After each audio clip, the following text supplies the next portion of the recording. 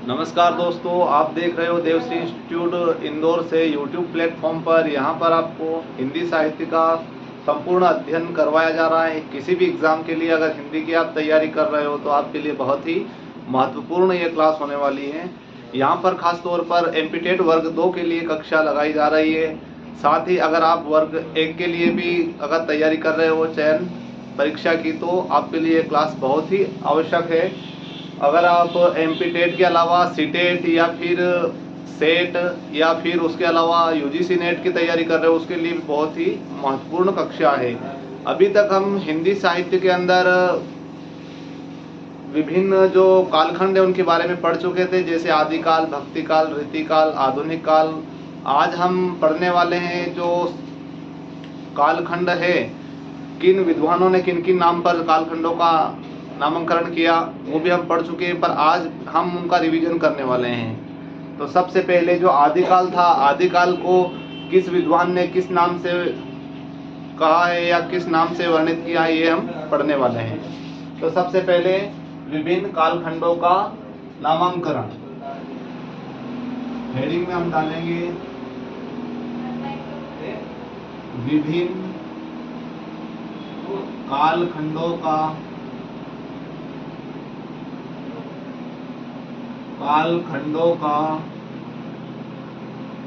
नामांकन।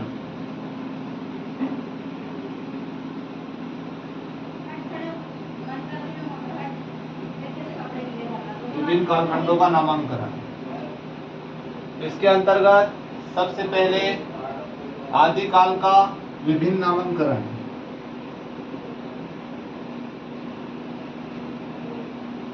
आदिकाल का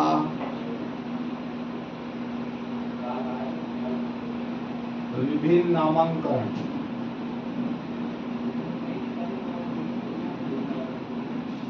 विभिन्न नामांकन।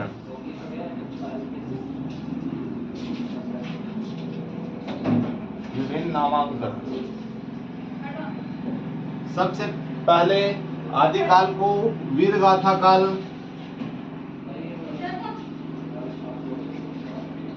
वीरगाथा काल आचार्य रामचंद्र शुक्ल ने कहा है। वीरगाथा काल, वीरगाथा काल कहने वाले आचार्य रामचंद्र शुक्ल हैं।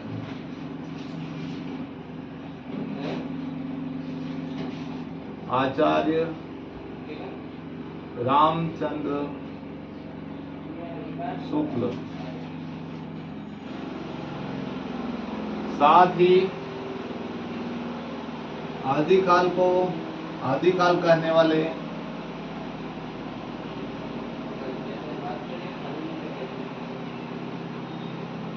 आदिकाल को आदिकाल नाम देने वाले डॉक्टर हजारी प्रसाद द्विवेदी, डॉक्टर हजारी प्रसाद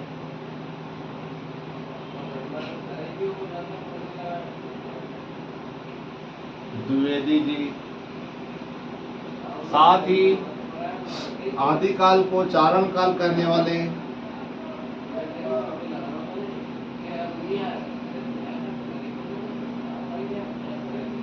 चारण काल डॉक्टर रामकुमार वर्मा,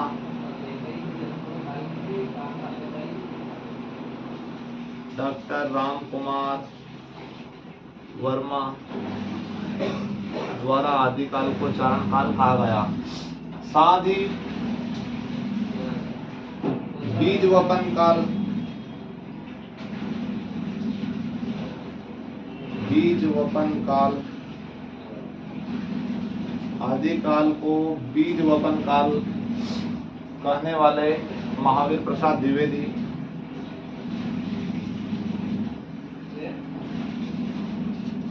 महावीर प्रसाद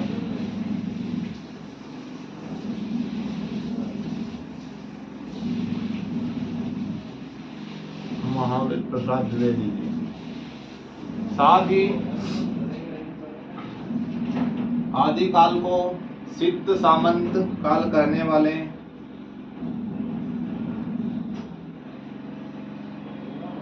सिद्ध सामंत काल नाम से प्रस्तुत करने वाले राहुल सांकृत्यायन।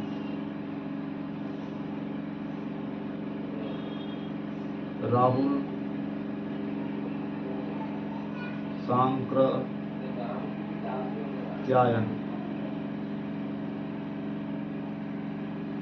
राहुल सांकृत्यायन। साथ ही आदिकाल को आरंभिक काल कहने वाले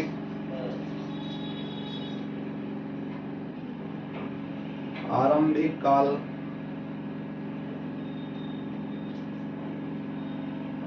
काल कहने वाले मिश्र बंधु 3 भाई थे जिनको एक साथ में मिश्र बंधु के नाम से जाना जाता है। मिश्र बंधु, इन्होंने आदिकाल को आरंभिक काल के नाम से प्रस्तुत किया है। साथ ही अगला है प्रारंभिक काल, जो कि डॉक्टर गणपति चंद्र गुप्त के द्वारा कहा गया। यहाँ तक आप समझ चुके होंगे। एक नाम बाकी है, वो हम एक नाम मिटाकर लिख देते हैं या फिर आगे लिख देंगे, नंबर 7 वाला। आदिकाल को प्रारंभिक काल,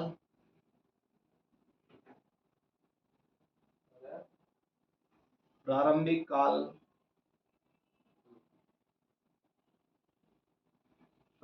काल कहने वाले डॉक्टर गणपति चंद्र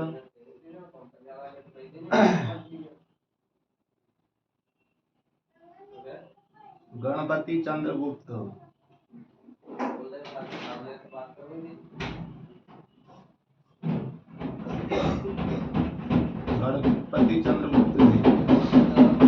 इनके द्वारा आदिकाल को अलग अलग नाम से प्रस्तुत किया गया।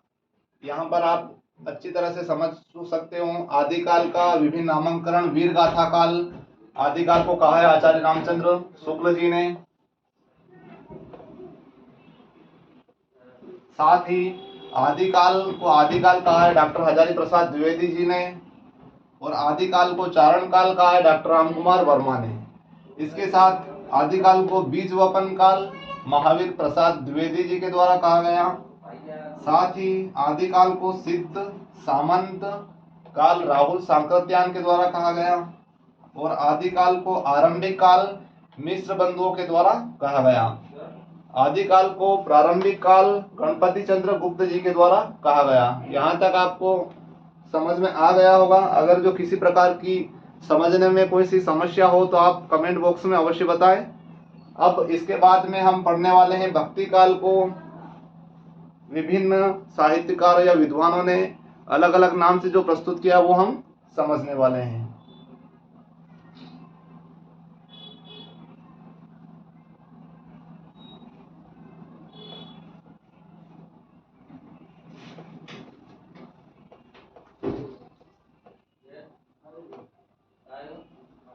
भक्ति काल को हिंदी साहित्य का स्वर्ण काल कहा जाता है।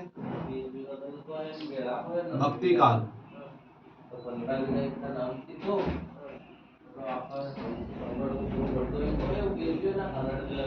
काल का विभिन्न नामांकरण। सबसे पहले भक्ति काल को माध्यमिक काल कहा है मिश्र बंधुओं ने।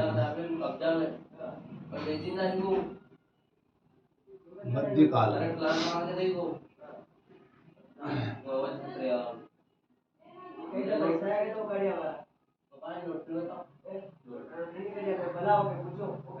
माध्यमिक काल मिश्र बंधु मिश्र बंधुओं ने माध्यमिक काल कहा है।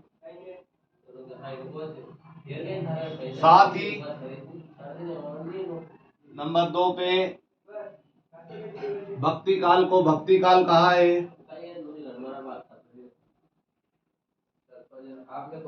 भक्ति काल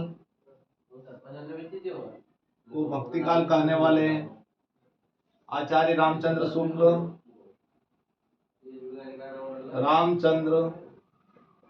शुक्ल, साथ ही हजारी प्रसाद द्विवेदी, रामकुमार वर्मा, हजारी प्रसाद द्विवेदी राम कुमार वर्मा,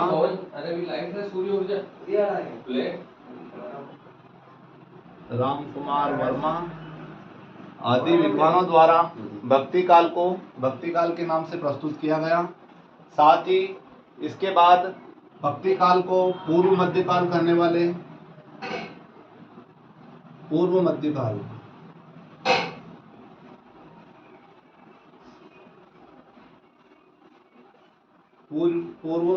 कहने वाले विद्वान डॉक्टर गणपति चंद्र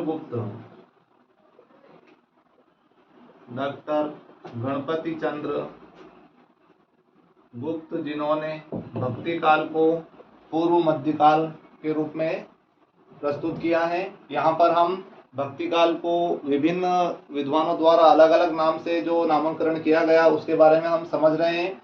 यहाँ पर हमने भक्ति काल को माध्यमिक काल कहने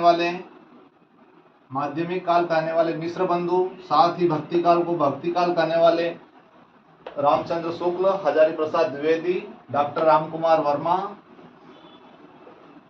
साथ ही भक्ति काल को पूर्व मध्यकाल कहने वाले डॉक्टर गणपति चंद्र गुप्त। यहाँ तक आप समझ चुके होंगे। अगर किसी प्रकार की इसमें समस्या हो तो कमेंट बॉक्स में अवश्य बताइए। अब हम समझने वाले हैं रीतिकाल। रीतिकाल को विभिन्न विद्वानों ने विभिन्न नामों से प्रस्तुत किया है, उसके बारे में हम समझने वाले हैं।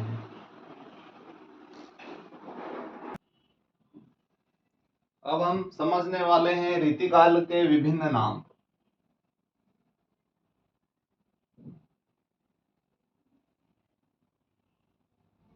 रीतिकाल के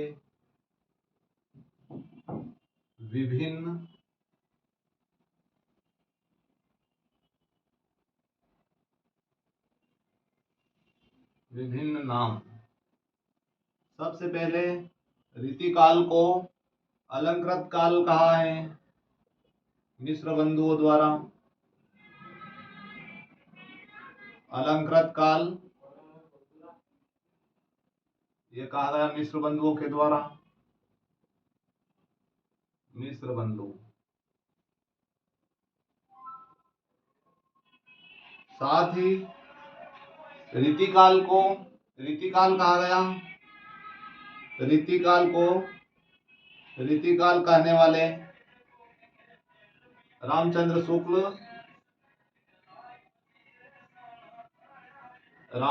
शुक्ल, साथ ही हजारी प्रसाद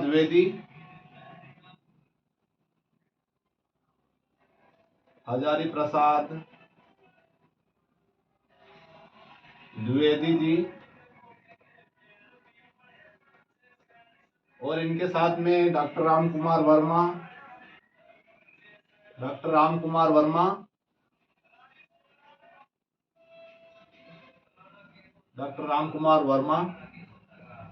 इनके द्वारा रीतिकाल को रीतिकाल कहा गया। इसके बाद में रीतिकाल को श्रृंगार काल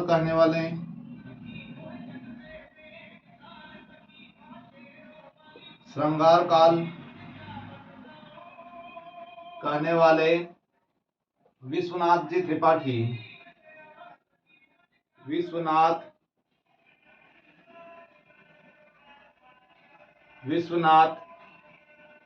त्रिपाठी, इनके द्वारा रीतिकाल को श्रृंगार काल कहा गया। साथ ही रीतिकाल को कला का काल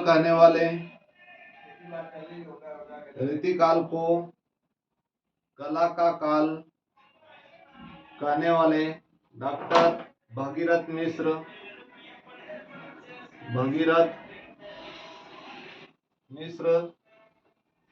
इनके द्वारा रीतिकाल को कला का काल कहा गया।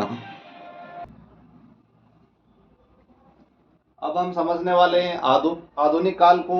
आधुनिक काल तथा वर्तमान काल या गद्य काल कहने वाले कौन कौन विद्वान हैं उनके बारे में। यहाँ तक आप अच्छी तरह से समझ चुके हैं। किसी प्रकार की त्रुटि हो तो कमेंट में अवश्य बताइए।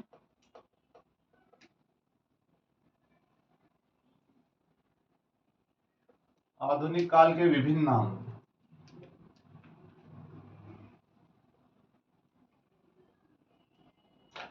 आधुनिक काल के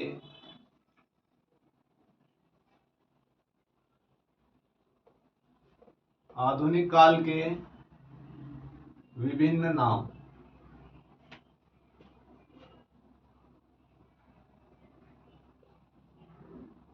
आधुनिक काल को वर्तमान काल कहने वाले वर्तमान काल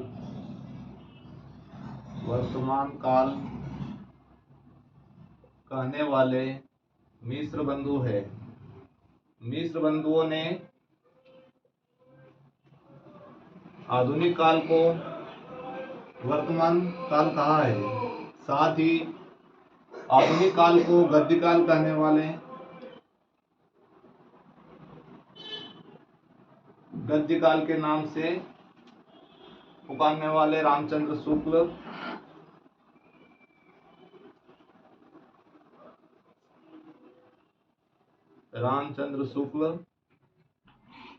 जिन्होंने आधुनिक काल को गद्य काल के नाम से प्रस्तुत किया है। साथ ही आधुनिक काल को आधुनिक काल कहने वाले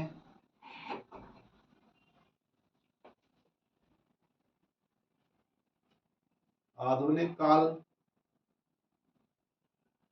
कहने वाले डॉक्टर हजारी प्रसाद द्विवेदी।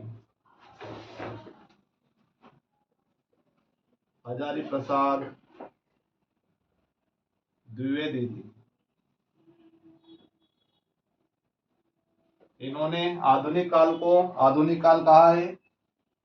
आधुनिक काल को वर्तमान काल कहने वाले मिस्र बंधु और आधुनिक काल को गद्य काल के नाम से प्रस्तुत करने वाले आचार्य रामचंद्र शुक्ल। साथ ही आधुनिक काल को आधुनिक काल कहने वाले डॉक्टर हजारी प्रसाद द्विवेदी। यहाँ तक आप समझ चुके होंगे। अब हम पढ़ने वाले हैं आदिकाल आचार्य रामचंद्र शुक्ल के द्वारा जो वीर गाथा काल कहा गया उसके बारे में हम संपूर्ण अध्ययन करने वाले हैं।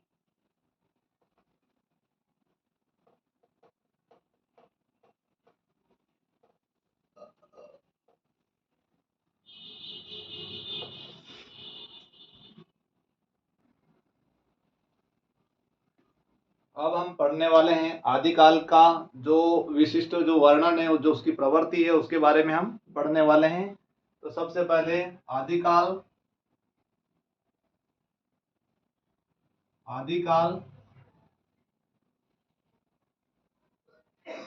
आचार्य रामचंद्र शुक्ल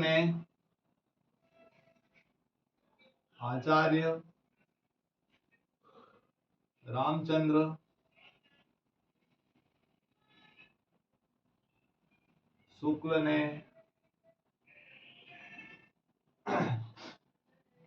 शुक्ल ने इस काल को वीर गाथा काल कहा है।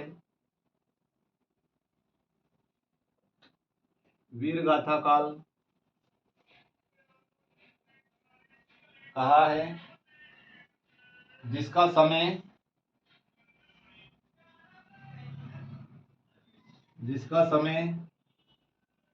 993 ईस्वी से 1318 ईस्वी तक का समय माना जाता है। तथा इस काल की प्रवृत्ति क्या क्या थी वो हम पढ़ने वाले हैं। यहाँ पर वीर गाथा काल की रचना को आधार मानकर वीर गाथा काल की रचना को आधार मानकर वीर गाथा काल की रचना को आधार मानकर इस काल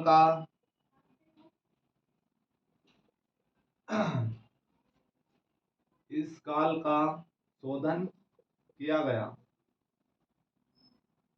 शोधन किया गया।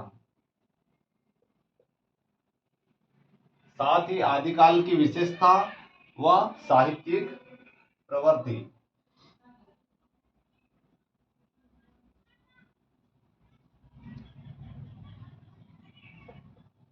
ये हेडिंग ऊपर डालना ज्यादा बेहतर रहेगी।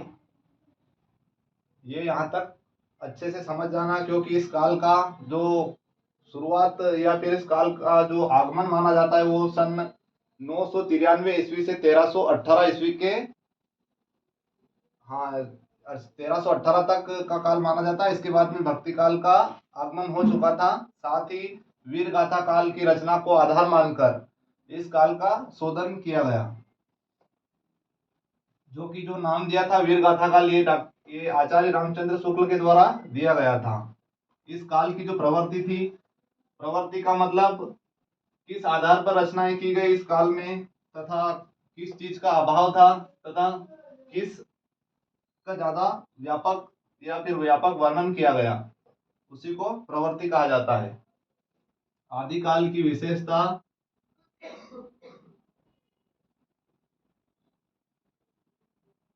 आदिकाल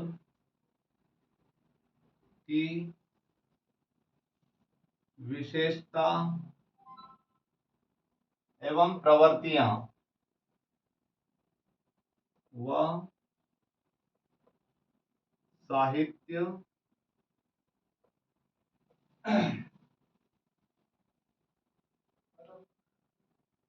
साहित्यक प्रवृत्ति।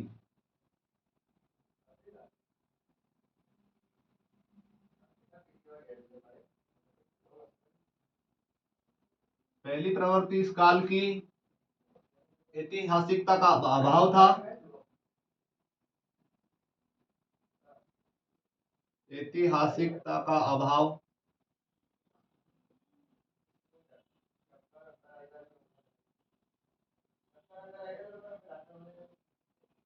ऐतिहासिकता का अभाव। साथ ही अगला पॉइंट जो है युद्ध वर्णन में सजीवता, युद्ध वर्णन में सजीवता। साथ ही संकुचित राष्ट्रीयता,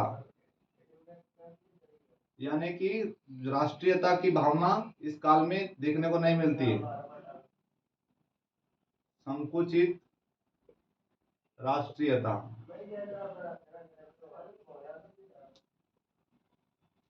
संकुचित राष्ट्रीयता के साथ ही आश्रयदाताओं की प्रशंसा,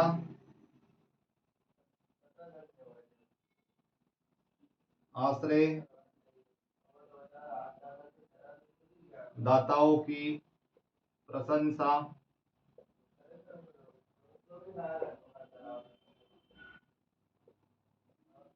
आश्रयदाताओं की प्रशंसा, प्रामाणिकता पर संदेह,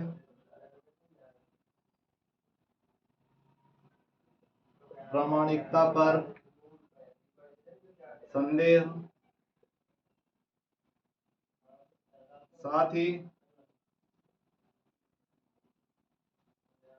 वीर रस तथा श्रृंगार रस की प्रधानता,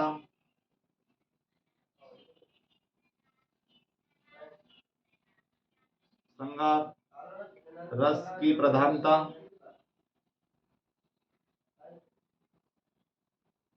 की प्रधानता। ऐतिहासिकता का अभाव, यानी कि इस काल का जो ऐतिहासिक वर्णन था उस वर्णन में बहुत ही त्रुटि है, बहुत ही अभाव है। साथ ही युद्ध वर्णन में सजीवता, युद्धों का अधिकतर वर्णन किया गया इस काल के अंदर। जो राजा महाराजाओं के बीच में युद्ध हुआ था उसका ही वर्णन अधिकतर मिलता है। साथ ही संकुचित राष्ट्रीयता थी, यहाँ पर राष्ट्रीयता का बहुत ही अभाव था इस आदिकाल में। साथ ही आदिकाल में आश्रयदाताओं की प्रशंसा, यानी कि जो कवि जिस राजा के अधीन था या जिस राजा की जो कविताएं लिखता था उसकी प्रशंसा करता था, तो इसीलिए आश्रयदाताओं की प्रशंसा थी। प्रामाणिकता पर संदेह, जैसे अभी पृथ्वीराज रासो की बात करें, पृथ्वीराज रासो जो चंदबरदाई द्वारा लिखी गई है, जिसके अंदर पृथ्वीराज चौहान का वर्णन है, जिसके ऊपर रामचंद्र शुक्ल और बहुत सारे विद्वानों ने आपत्ति जताई है कि यह अप्रामाणिक ग्रंथ है। ऐसे ही बहुत सारे अप्रामाणिक ग्रंथ उसके अंदर सम्मिलित है, इसीलिए अप्रामाणिकता का संदेह है। साथ ही वीर रस तथा श्रृंगार रस की इस काल के अंदर प्रधानता रही है। अब अगले पॉइंट हम इसके बाद में लिखने वाले हैं, यहाँ तक आप समझ चुके होंगे। अगर किसी प्रकार की इन पॉइंट को समझने में अगर दिक्कत हो तो आप अवश्य बताइए हमें।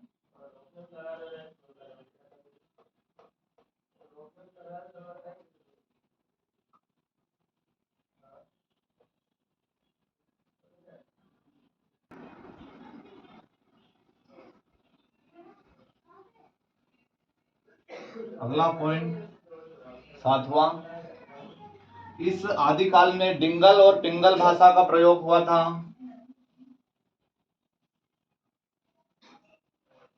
डिंगल व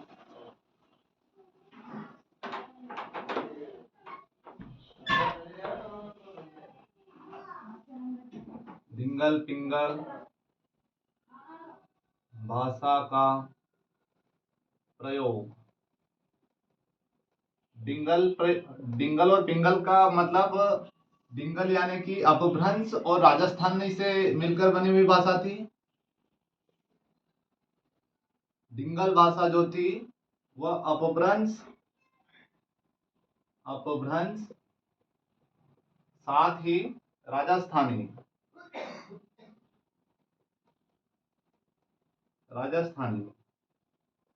इन दोनों भाषाओं के मिश्रण से बनी हुई डिंगल भाषा थी। साथ ही जो पिंगल नाम से जो भाषा थी, पिंगल भाषा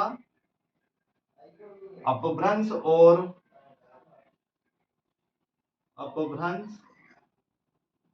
और ब्रज भाषा के मिलने से बनी हुई थी। ब्रज भाषा,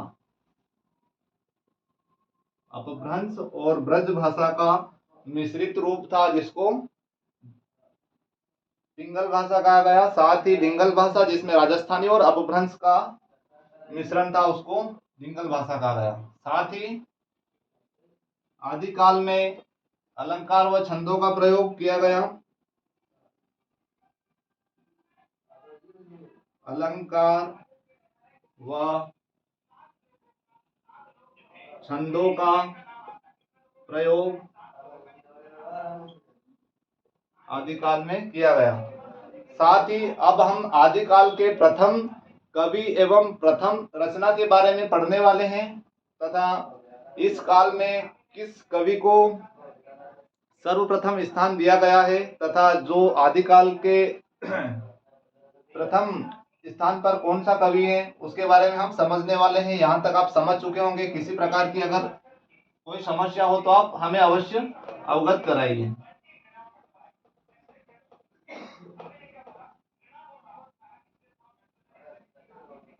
आदिकाल के प्रथम कवि,